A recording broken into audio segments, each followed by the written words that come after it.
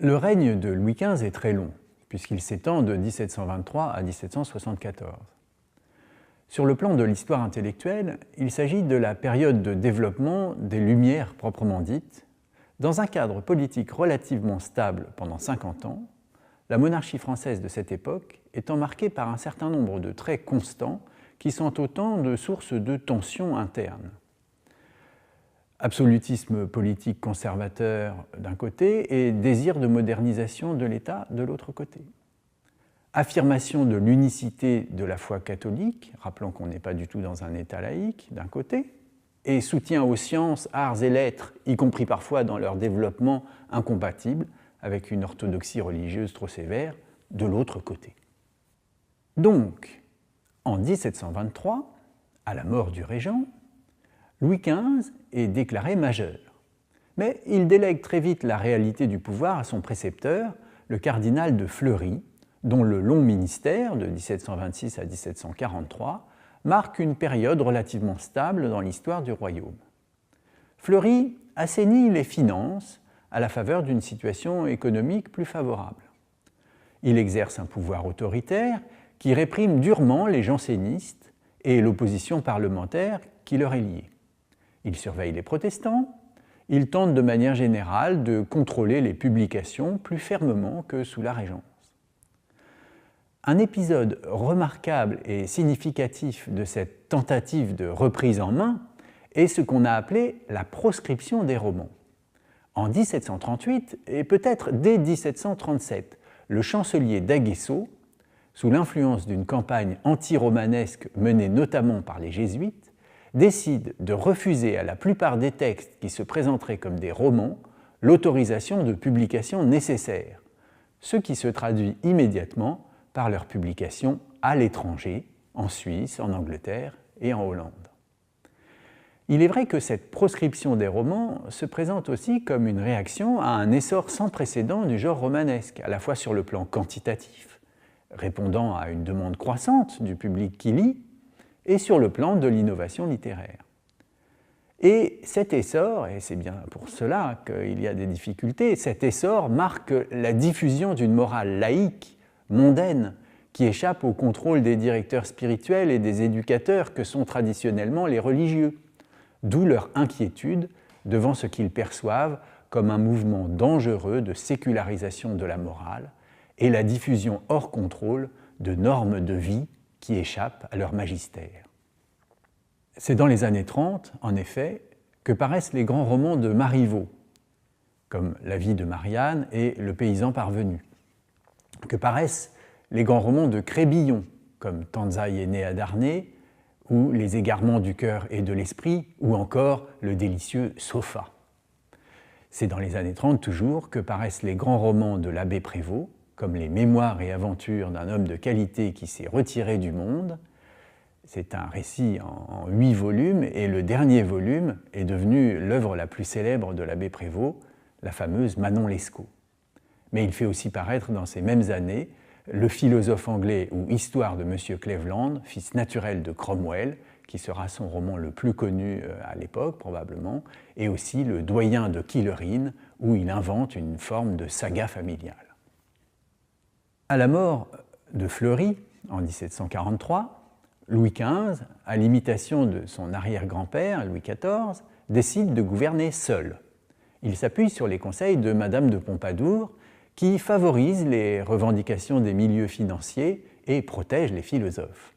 Dans un portrait célèbre de Quentin Latour, elle se fait représenter avec l'Esprit des lois de Montesquieu et l'Encyclopédie, ce qui est bien une façon d'afficher publiquement son soutien à l'égard des Lumières. En effet, il ne faut pas s'imaginer, contrairement à un cliché qui circule trop facilement, il ne faut pas s'imaginer les philosophes comme une force d'opposition et de résistance à une monarchie qui, en retour, les persécuterait systématiquement. Il y a à l'intérieur de la monarchie française, durant tout le XVIIIe siècle, des partisans des philosophes et des réformes, et de l'autre côté, des partisans du parti dévot qui sont plus conservateurs. Ces deux forces opposées, selon les moments, exercent plus ou moins d'influence. Dans un premier temps, cette période peut être considérée comme celle de l'éclosion des Lumières françaises au sens strict, quoiqu'on utilise souvent l'expression « siècle des Lumières » pour désigner l'ensemble du XVIIIe siècle. Cette période, en effet, est marquée par la publication de textes philosophiques novateurs et importants, comme l'Essai sur l'origine des connaissances humaines de Condillac en 1746, L'Homme-Machine de Lamétrie en 1747, De l'Esprit des lois de Montesquieu en 1748, La Lettre sur les aveugles de Diderot en 1749, Le Discours sur les sciences et les arts de Rousseau en 1750 et surtout la parution du tome 1 de l'Encyclopédie sous la direction de Diderot et d'Alembert en 1751.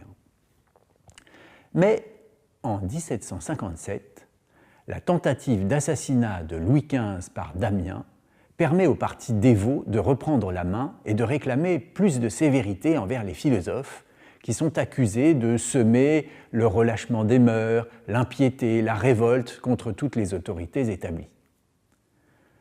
Sur le plan politique, il s'agit d'une période d'agitation parlementaire, amplifiée par les conflits entre le clergé et les jansénistes. Et les parlementaires sont souvent réputés jansénistes. Et cette période met à mal l'autorité royale en l'obligeant à des compromis. De 1756 à 1763, les relations internationales sont marquées par la guerre de 7 ans, qui est ruineuse, qui est mal menée et qui se solde par la perte d'une partie de l'empire colonial français et en particulier du Canada. Le duc de Choiseul gouverne de 1758 à 1770. Il travaille à reconstituer l'armée et la flotte, il est réputé favorable aux philosophes et il se concilie les bonnes grâces des parlementaires jansénistes en expulsant les jésuites de France en 1763. Ce qui n'empêche pas les parlementaires de manifester régulièrement leur résistance aux demandes du pouvoir, notamment concernant les impôts. De 1770 à 1774, Maupoux, Terray et d'Aiguillon vont brutalement réformer le système parlementaire, supprimer la vénalité des charges, rendre la justice gratuite et entreprendre d'assainir les finances. Mais la mort de Louis XV met fin au règne trop long d'un roi qui était devenu impopulaire. Sur le plan littéraire, les grands noms qui ont dominé le règne, outre ceux qu'on a déjà mentionnés, sont ceux de Voltaire, dont le prestige et la fécondité dans tous les genres marquent vraiment toute la période. Voltaire fait du théâtre, de la philosophie, de la poésie, de l'histoire, des romans et des contes, etc.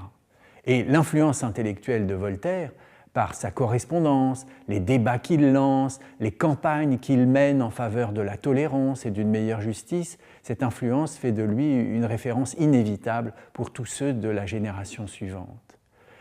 Et l'autre grand nom, c'est celui de Rousseau, dont les œuvres se situent dans une position originale et critique par rapport aux Lumières au sens strict, et Rousseau va connaître immédiatement un retentissement considérable, tant pour son œuvre philosophique, comme le Discours sur l'origine de l'inégalité en 1755, ou l'Émile en 1762, ou le Contrat social encore en 1762, que pour la littérature, puisque son roman « Julie ou la Nouvelle Héloïse » en 1761 est un succès tout à fait incomparable.